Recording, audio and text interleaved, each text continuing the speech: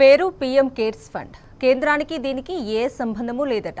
ప్రభుత్వ రంగ సంస్థల నుంచి మాత్రం ఈ నిధికి భారీ ఎత్తున విరాళాలు వచ్చిపడ్డాయి. ఈ నిధులను కరోనా బాధితులను ఆదుకునేందుకు ఉపయోగిస్తారని అంతా భావించారు. అందుకే మానవత్వంతో స్పందించారు. అయితే ఇబ్బడి ముబ్బడిగా వచ్చిపడిన నిధుల్లో కనీసం 50% కూడా ఖర్చు చేయలేదు కేంద్ర ప్రభుత్వం. ఇదేమని నిలదీస్తే అసలు ఆ ఫండ్ ప్రభుత్వానిదే కాదని బుకాయిస్తోంది.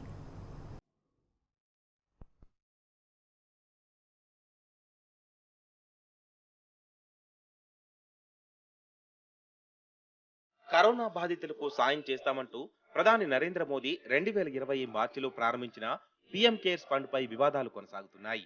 ప్రభుత్వ రంగానికి చెందిన దిగ్గజ కంపెనీలు 3 ఏళ్ల వ్యవధిలోనే ఈ ఫండ్ కోసం 2913 కోట్లు విరాళంగా ఇచ్చినట్టు తేలింది.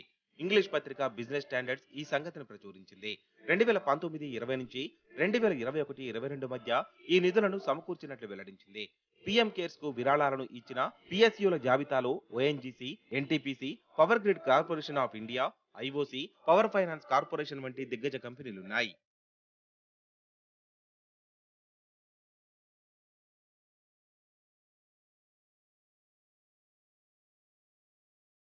కరోనా బాధితుల సాయం కోసమంటూ విరాళాలు సేకరించి ఖర్చు మాత్రం చేయట్లేదంటూ పీఎం కేర్స్ ఫండ్ పై ఇప్పటికే విమర్శలు వ్యక్తమయ్యాయి. ఫండ్ ఏర్పాటు చేసి 3 ఏళ్లు కాగా 23,000 కోట్ల వరకు విరాళాలు వచ్చాయి.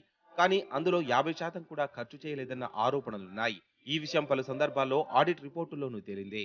అంతేకాకుండా పీఎం కేర్స్ ఫండ్ విరాళాలు, ఖర్చుల వివరాలు వెల్లడించడాన్ని కేంద్రం ఎప్పటికప్పుడు తాత్సారం చేస్తూ వస్తోంది. అసలు ఆ ఫండ్ ప్రభుత్వానిదే కాదని ఢిల్లీ హైకోర్టుకు ఇటీవల ఇచ్చిన ఓ అఫిడవిట్లో తెలిపింది. అయితే పీఎం కేర్స్ ఫండ్ కు పిఎస్యులు పెద్ద ఎత్తున విరాళాలు ఇవ్వడంపై పలువురు అనుమానాలు వ్యక్తం చేస్తున్నారు. మోదీ ప్రభుత్వం ప్రైవేటీకరణ జాబితాలో చేర్చిన కంపెనీలు ఈ ఫండ్ కు విరాళాలు ఇవ్వడానికి ప్రభుత్వ ఒత్తిళ్లే కారణమై ఉండొచ్చన్న వాదనలు వినిపిస్తున్నాయి. విరాళాలు ఇవ్వాలంటూ నేషనల్ స్టాక్ ఎక్స్చేంజిలో లిస్ట్ అయిన ఈ కంపెనీలపై కేంద్ర ప్రభుత్వమే ఒత్తిడి చేసి ఉండవచ్చని ప్రజలు అనుమానం వ్యక్తం చేస్తున్నారు.